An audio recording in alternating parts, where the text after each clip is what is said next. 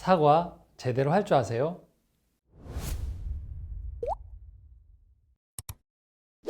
안녕하세요. 필름포럼 대표 성현 목사입니다. 우리가 흔히 살아가면서 사과에 대한 생각들을 참 많이 접하게 돼요. TV에서도 그렇고 피해를 당한 분들, 또 억울한 일을 당한 분들이 종종 이런 얘기를 하거든요.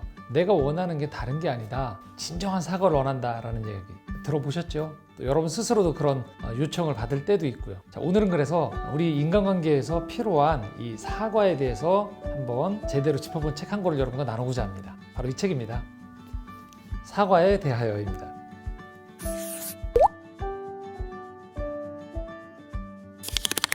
이 책의 저자는 아론 라자르입니다. 하버드대 정신의학과 교수를 역임하셨고요. 매사추세츠 대학교의 의과대 학장을 보내셨고 미국 정신의학 분야의 권위자이자 사회심리학자이십니다. 이 책에서는 이렇게 단언합니다. 사람 관계에서 가장 심오한 행위는 바로 사과를 주고받는 것이다 라고 이야기하고 있어요.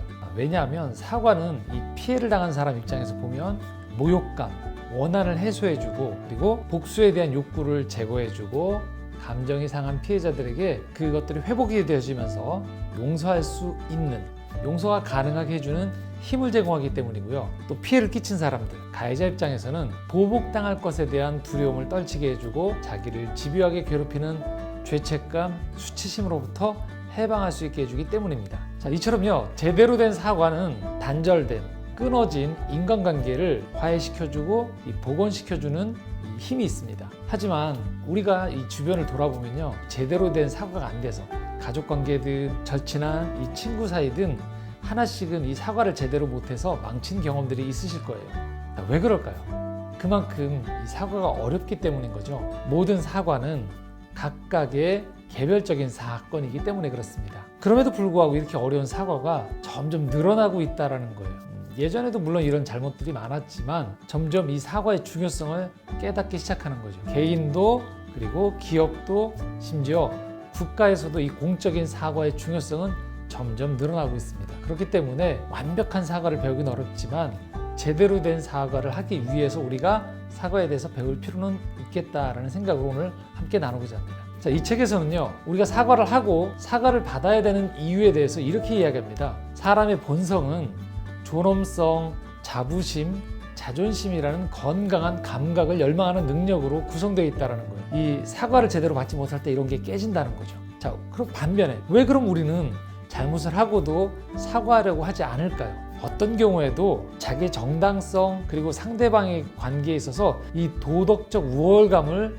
느끼고자 하는 그런 마음이 있기 때문이라는 거예요. 그래서 이 책에서는요, 사과는 타협의 대상이라고 표현하고 있어요. 타협의 대상 그러니까 좀 더 가깝게 다가오시죠. 가해자와 피해자가 직면한 이 도전 과제가 각각 있다는 거예요. 양측이 이 이해 관계 속에서 이것을 제대로 충족시켜줄 때 사과가 온전해진다는 거죠. 가해자는 모욕을 당하는 거예요. 뭔가 수치를 당한다는 의미보다는 자기의 잘못한 행위에 대한 합당한 어떤 그 대가를 치르는 거고요.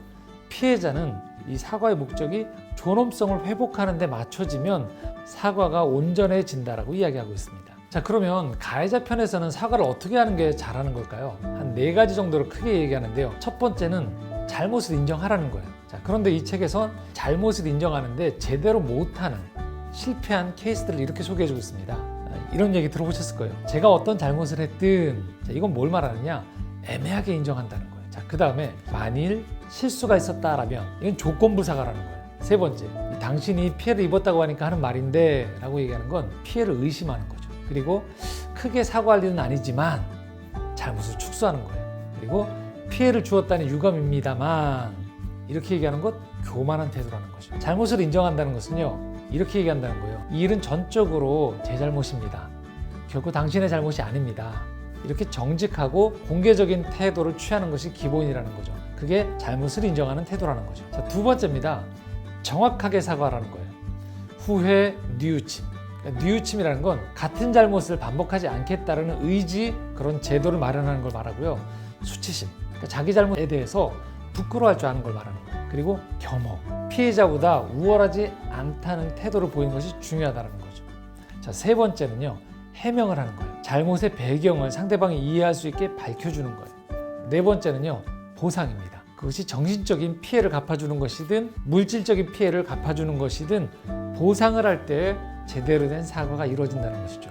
그리고 그 보상은 정확하게 신중하게 그리고 확실하게 해야 된다는 것입니다. 자, 그리고 한 가지 더, 사과에도 타이밍이 있다는 거예요. 무조건 빠른 사과가 꼭 좋은 것만은 아니라는 거예요. 왜 그럴까요? 이 피해자가 충분히 피해를 당한 다음에 화를 풀 수 있는 시간, 이 상황에 대해서 정확하게 인식할 수 있는 시간이 필요한데요. 잘못을 하자마자 바로 사과하는 것들은 때로는 정말 자기의 잘못을 인정하고 용서를 구할 수 있는 것들에 대한 준비와 이런 과정이 생략된 상태에서 단순히 자기가 잘못한 상황을 빠져나가려고 하는 잘못된 의도가 있을 수 있다는 거예요. 그래서 오히려 즉각적인 사과가, 너무 빠른 사과가 때로는 이 제대로 된 관계 회복을 어렵게 만들 수도 있다는 것 기억할 필요가 있고요.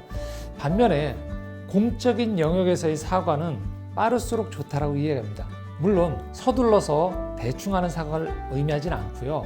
한 번에 제대로 된 사과와 보상을 하는 것이 이 공적인 사과에서는 필요하다고 이야기하고 있습니다. 자, 그러면 사과가 타이밍이 늦었다면 안 하는 게 나을까요?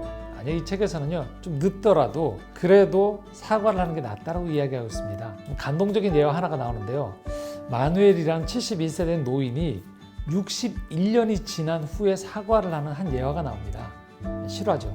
친구 에디, 4살부터 17살까지 함께 지냈던 이 에디라는 친구가 있었는데요. 61년 전에 어린 시절에 친구랑 공놀이를 하다가 이 에디가 공을 너무 약하게 던진 거예요. 친구들이 막 놀렸어요. 넌 뭐니 남자애 가면서 막 약올린 거예요. 그때 에디가 그 많은 친구들이 자기 놀리지만 마누엘은 자기 편을 들어줄 줄 알았던 거예요. 그래서 너는 내 편이 돼주겠지라고 했는데 마누엘이 그때 용기를 내지 못한 거예요. 그렇게 친했던 친구임에도 불구하고 이 에디를 놀리는 친구들 무리 속에 슬쩍 숨어버린 거죠.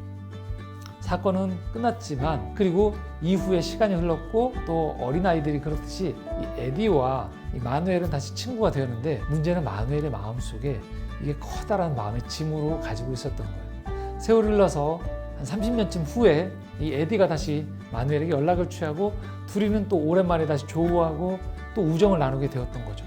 그렇게 해서 계속적으로 우정은 쌓아왔는데 평생 이 마누엘, 이제 할아버지가 된 마누엘의 마음속에는 61년 전에 절친했던 에디에게 어려울 때 편이 되어주지 못했던 것들에 대한 죄책감이 늘 남아있었던 거죠. 그러다가 바로 이 저자의 사과에 대한 강의를 듣고 나서 용기를 내게 된 거예요. 무려 4개월 동안 편지를 준비해서 어렵게 에디에게 이 편지를 전달한 거죠. 에디가 61년 전 친구가 자기에게 했던 그 잘못들 기억할지 모르지만 이 이야기들을 사과를 담은 편지를 읽고 나서 이 에디가 이 마누엘에게 이렇게 얘기했답니다. 사랑한다 친구야. 그리고 그때 왜 공을 약하게 던졌는지 에디가 선천적으로 이 팔힘이 약하다라는 것들을 그제서야 알게 됐다라는 거죠. 둘은 그렇게 뒤늦었지만 진정한 사과를 주었고 사과를 받았고 사과 편지를 나눈 1년 반 후에 에디는 세상을 떠났다는 거예요. 마누엘은 평생을 짓눌렀던 그 일, 자기를 죄책감에 사로잡히게 했던 그 일을 사과 편지를 하면서 자신에게 있어서 그 사과가 얼마나 중요한 일이었는지를 고백하는 그런 장면들이 나왔습니다. 그만큼 늦더라도 사과가 중요하다는 것이겠죠. 자, 그리고 사과에 꼭 수반되는 게 있겠죠. 용서라는 부분. 이 책의 마지막 부분은 이 사과 용서에 대해서 아주 잘 정리가 되어 있습니다. 관심 있는 분들은 꼭 책을 찾아서 보셨으면 좋겠고요. 이 한 문장 그 내용 중에 하나를 좀 말씀드리겠습니다. 용서는 성공한 사과의 다른 이름이다 라고 이야기하고 있어요. 마태복음 5장 23절 24절엔 이렇게 말씀하고 있습니다. 그러므로 예물을 제단에 드리려다가 거기서 내 형제에게 원망들을 만한 일이 있는 것이 생각나거든 예물을 제단 앞에 두고 먼저 가서 형제와 화목하고 그 후에 와서 예물을 드리라. 하나님 앞에 예배드리기 이전에 내가 원한 만한 일, 화해하지 못한 일들이 있다면 먼저 가서 온전한 화해, 온전한 사과를 하고 하나님 앞에 올 때 이 수평적인 관계와 수식적인 관계가 온전해질 때 우리 삶의 평화가 찾아온다는 말씀이겠죠. 분명 사과는 어렵습니다. 때론 자존심도 상하고요, 용기도 나지 않고 그렇다라는 거죠. 근데 돌아보면 또 우리 스스로도 누군가에게 진정 사과를 받았을 때 내가 받았던 그 상처와 아픔들이 치유되어지는 경험들을 해보셨을 겁니다. 이처럼 우리 삶에는 사과가 중요합니다. 이 사과를 통해서 진정한 삶에 깨어지는 것들, 또 무너진 것들이 회복될 수 있는 아주 중요한 단서가, 그 출발점이 사과가 될 수 있다는 것이죠. 한번 용기를 내서 사과를 실천해보는 한 주가 되시면 어떻겠습니까? 또 그러면 여러분 삶에서 또 하나님 주시는 그 평화가 관계 속에 찾아오지 않을까 싶습니다. 자, 오늘 책 소개는 여기까지로 마치겠고요. 좋아요, 구독하기 눌러주시면 감사하겠습니다. 저는 다음 주에 또 뵙도록 하겠습니다. 한 주간 행복하십시오.